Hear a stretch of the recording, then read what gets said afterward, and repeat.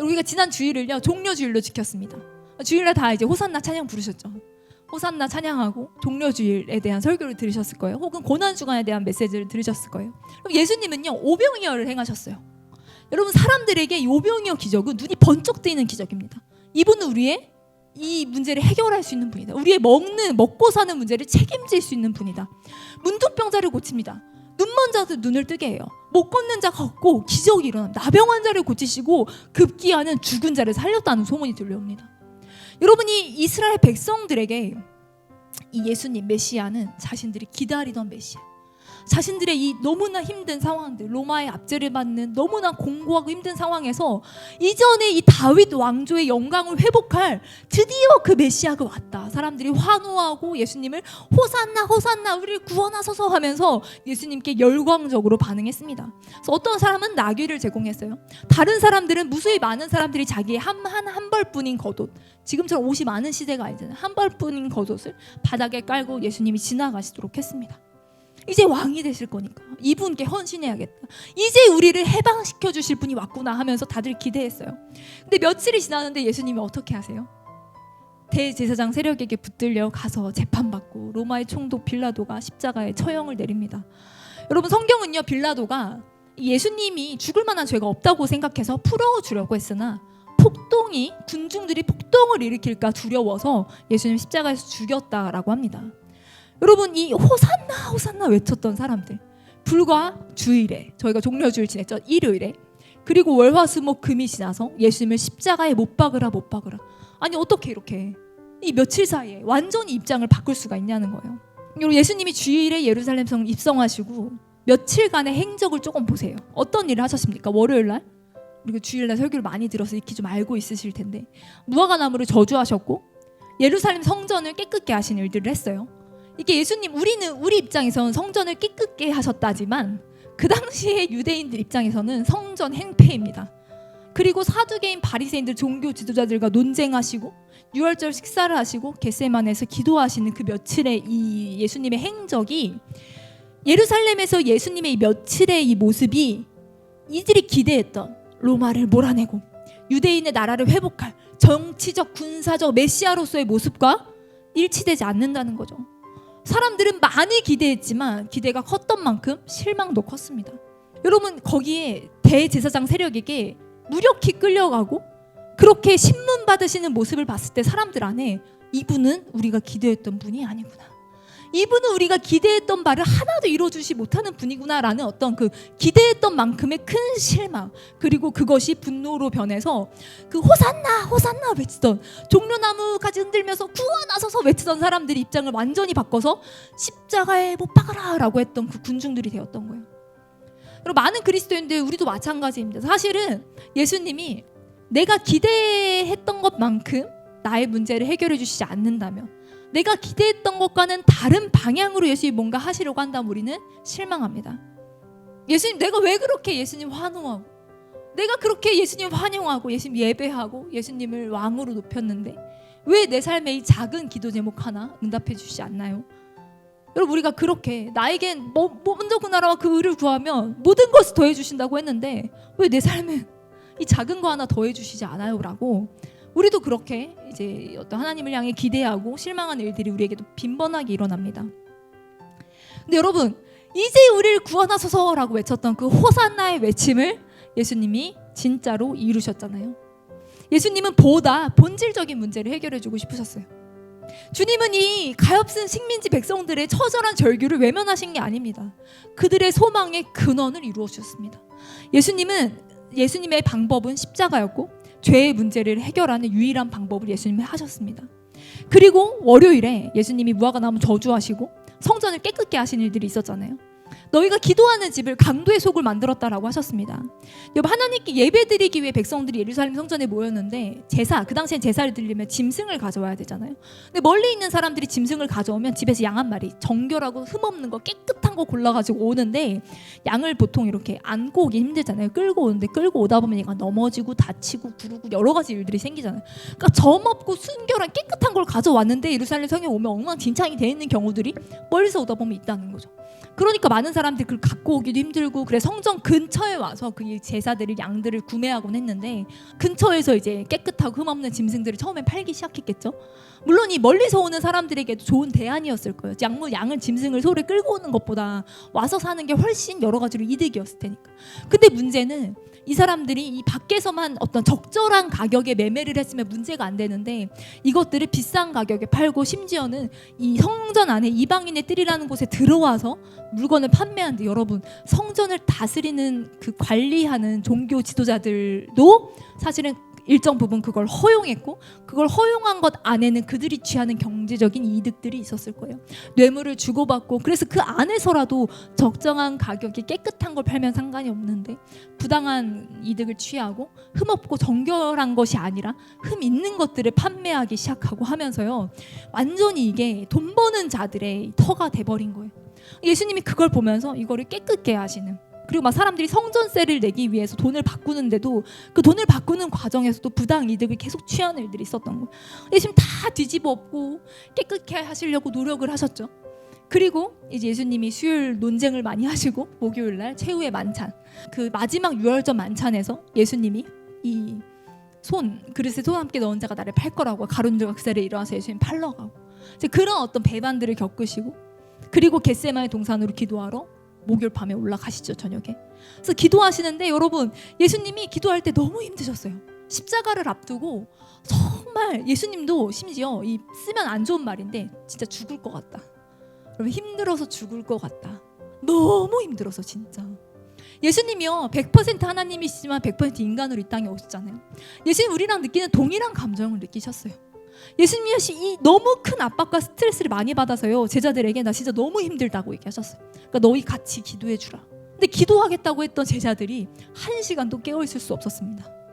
예수님은요 그 밤 겟세마네에서 처절하게 외롭게 기도로 씨름하셨어요. 여러분, 예수님이 땀방울이 핏방울이 되었다고 하잖아요. 이게 비유적인 표현일까요? 단지 어떤 수사학적인 표현일까요? 성경엔 비유가 많으니까 어떤 문학적인 표현일까요? 어떤 의사분이 쓰신 칼럼을 봤는데, 사람이 진짜 극도의 스트레스를 받으면 모세혈관이 터진대요. 그게 땀구멍으로 나온대요.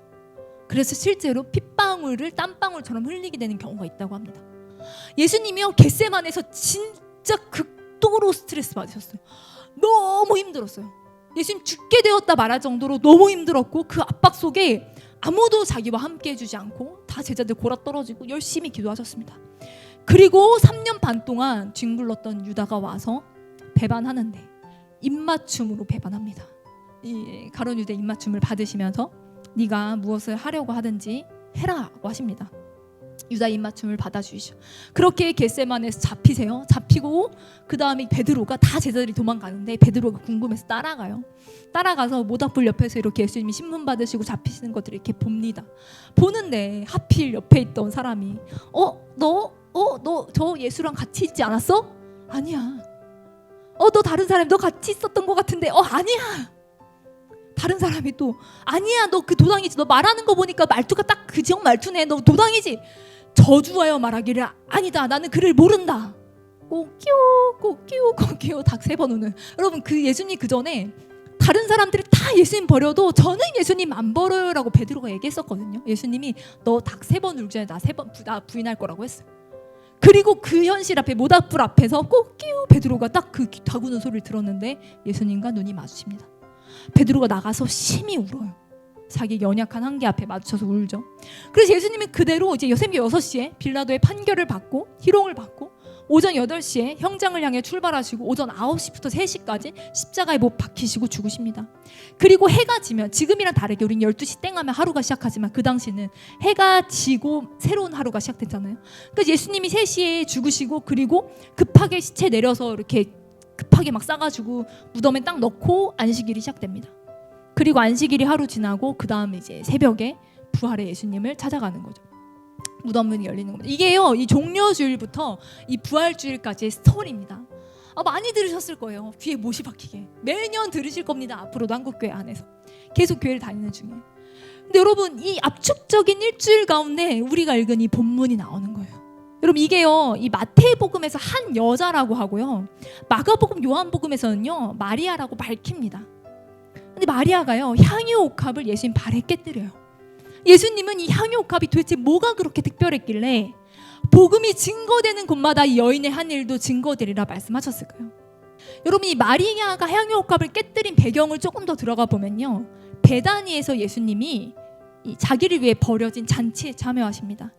이게 베다니 나사로의 집이라고도 하고 이 나병 환자 시몬의 집이라고도 나와 있거든요.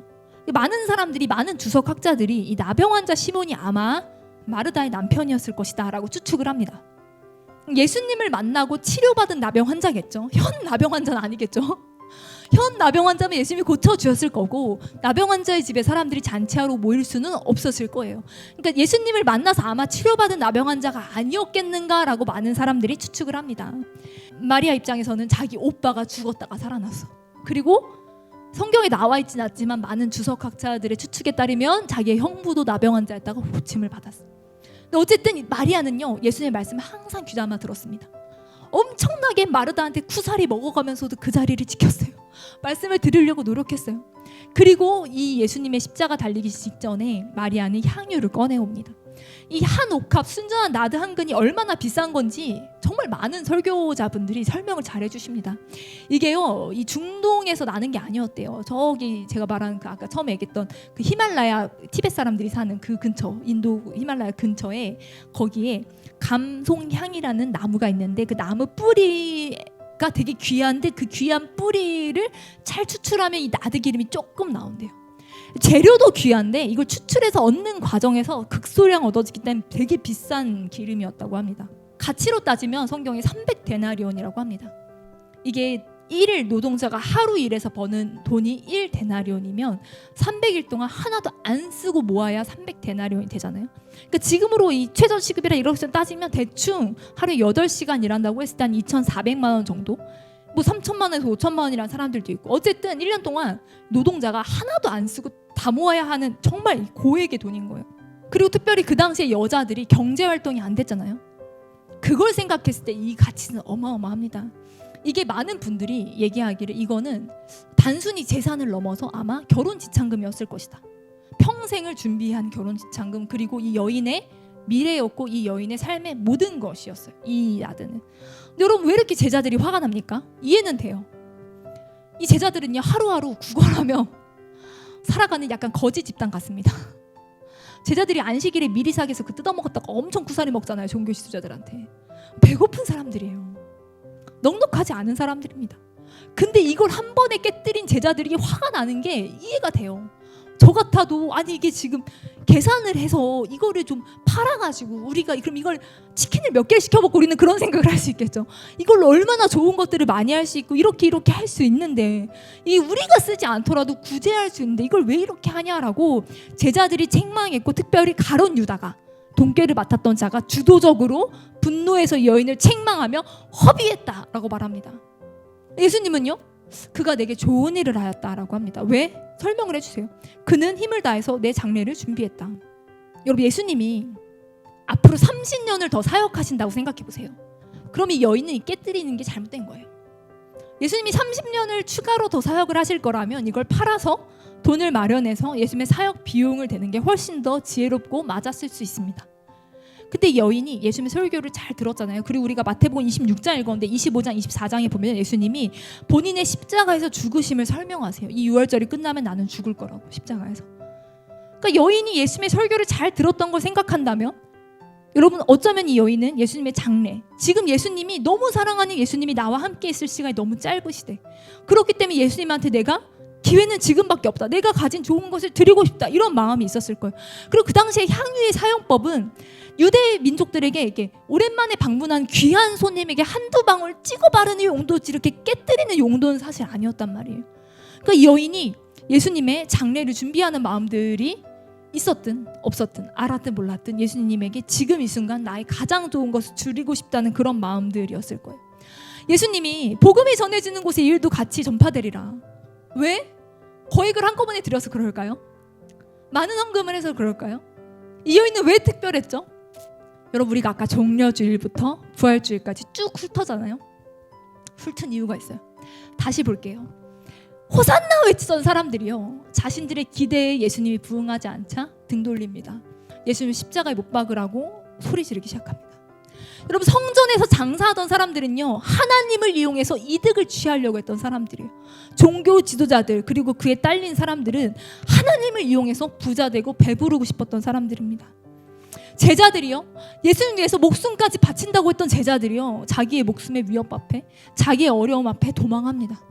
가룟 유다는 예수님을 배반하고 팔아버리기까지 합니다. 예수님 팔고 돈을 얻어요. 그리고 제자들, 예수님을 지키겠다고 했던 베드로까지도 마지막에 예수님 모른다고 부인하고 떠나갑니다. 여러분, 정말 많은 사람들이 예수님과 함께 있었지만 그 많은 사람들이 전부 다 예수님을 사용해서, 예수님을 이용해서 예수님 때문에 부자 되고 싶었고 성공하고 싶었고 배부르고 싶었어요. 예수님을 환호하고 예수님을 높이고 예수님을 왕이라고 얘기한 이유는 이분이 나의 처지를 좀 해결해 줄 수 있나? 내가 이분을 왕으로 높이고 내가 이분을 섬기면 이분은 나를 좀 편안하게 해줄 수 있나? 나의 지금 처한 상황으로부터 나를 좀 해결해 줄 수 있나? 하나님을 이용해서 내가 부자 될 수 있나? 그게 아닌 것 같으면 다 도망가고 다 팔아버리고 다 배신하는 그 일주일 동안 예수님 느꼈던 압박을 생각해 보세요. 근데 그 중에서 단 유일한 한 사람, 이 여자만이 대가 없이 바라는 것 없이 그냥 예수님 앞에 자기가 가진 전부를 깨뜨리는 거예요. 여러분, 예수님에게 모두가 뭘 바랬어요. 그게 되지 않을 때 떠나갔어요. 여러분 주변에 있는 모든 사람들이 여러분에게 뭘 바란다면 얼마나 피곤해요. 여러분에게 뭘 만날 때마다 여러분으로부터 어떤 위로를 바라고, 여러분으로부터 뭘 얻기를 바라고, 여러분부터 어떤 재물, 뭔가를 바라는 그 만남만 가득한다면 굉장히 피곤하고 힘들 거예요. 근데 예수님도 그 일주일 동안 수많은 압박과 스트레스 가운데 이 한 여인, 이 여인이 이 향유를 조건 없이 아무것도 바라지 않고 완전히 깨뜨려 버린 거죠. 여러분, 이 향유가요, 당시에 이 한두 방울을 찍어도 향기가 굉장히 오래 갔다고 합니다. 여러분, 예수님이 이 향유를 깨뜨리고 이후로 목욕 재개를 하실 수 있었을까요? 그 당시 물이 귀하고 예수님이 여러 가지 일정을 생각했을 때, 여러분, 그 나드 한 옥합이 완전히 깨뜨려지고 예수님이 씻지 못하시고 그대로 이제 십자가를 지시고 그렇게 십자가의 길을 가셨을 걸 생각할 때, 예수님이 이 최후의 만찬 자리에서 그리고 이후로 겟세마네에서 기도하실 때, 잡히실 때, 그 모든 예수님의 그 매 맞으실 때, 뺨 맞으실 때, 침뱉음 당하실 때, 못 박히실 때, 십자가에 매달렸을 때, 그 모든 순간에 시체를 내려 장사 지낼 때까지 어쩌면 그 나드의 그 순전한 향기가 남았을 거예요. 예수님의 피냄새와 뒤엉켰을 수 있지만 그 나드의 순전한 향기가 예수님에게 위로가 됐을 거예요. 모든 사람들이 예수님을 이용해서 뭔가를 뜯어내고자, 예수님을 이용해서 뭔가를 얻어내고자, 근데 예수님 때문에 피해보고 예수님 때문에 손해볼 것 같을 때 다 등 돌려가는 그 수많은 사람들 속에 아무것도 바라지 않고 예수님을 사랑했던 이 한 여인을, 예수님은 여인으로부터 많은 위로를 얻으셨을 거고 이 여인을 칭찬하셨습니다. 여러분, 신앙생활에 업적을 남긴다는 게 뭘까요? 직분을 다는 거, 혹은 다른 사람보다 조금 빠르게 어떤 직분을 다는 거, 혹은 인정을 받는 거, 교회에서 칭찬을 받는 거, 알아주는 거, 뭐 앞에 많이 서는 거, 어디서 뭐 이렇게 리더로가 되는 거, 아니면 내가 뭐 어디서 훈련을 받았고 얼마나 많은 선교를 다녀왔고 어떤 영적인 체험과 경험이 있고, 여러분, 그런 어떤 것들이 내 신앙생활의 어떤 업적이 될까요? 복음이 전파되는 곳마다 이 여인이 행한 일이 함께 전파된다고 했던 이 여인은요, 제자들 무리 가운데 어떠한 인정과 칭찬도 받지 못했습니다. 허비한다라는 엄청난 모욕과 엄청난 비난을 받았어요. 그러나 대가 없이 깨끗하게 예수님을 있는 그대로 사랑했던 이 사랑을 예수님은 귀히 보셨습니다. 여러분, 우리가 이 고난 주간 가운데 무엇보다 예수님을 뜨겁게 사랑하는 자가 되기를 원합니다. 아멘. 예수님은 우리를 향해서 물과 피를 한 번에 쏟으셨어요. 그분은 아까워하지 않으셨습니다. 여러분, 순수하게 주님을 사랑하는 자들이 열방에 많습니다. 우리가 오늘 북한을 위해 기도했잖아요. 예수님 믿어서 가난해지고 예수님 믿어서 어려워져도 신앙을 포기하지 않는 자들이 많이 있습니다. 우리가 오늘 기도한 북한에는요, 많은 단체들이 추산하는 이 숫자는 다르지만 대략 10만 명 정도로 카운트하고 그 중에 3만 명이 노동교화소에 있다고 합니다. 예수님 믿는다는 이유로 생명을 잃게 되는 그런 자들의 신앙들이 있다는 거예요. 그럼에도 불구하고 예수님 믿는 자들. 여러분 우리도 이 한국교회 사실 우리가 많이 배불러요. 우리가 가진 것이 많습니다. 한국교회는 인력도 많고 자원도 많고 많은 것을 가졌습니다. 역사도 있고요. 많은 어떤 것들이 있습니다. 여러분 우리가 가진 것들을 자랑하고 배부른 자들이 아니라 우리가 깨끗하게 주님을 사랑하는 자로 서기를 원합니다. 아멘. 우리 위해 모든 것을 이루신 그 사랑 앞에 자유함으로 그 사랑을 노래하고 그 사랑을 누리고 그 사랑을 가지고 주님께 나아가는 자들이 되길 원합니다. 이 시간 좀 함께 기도하겠습니다.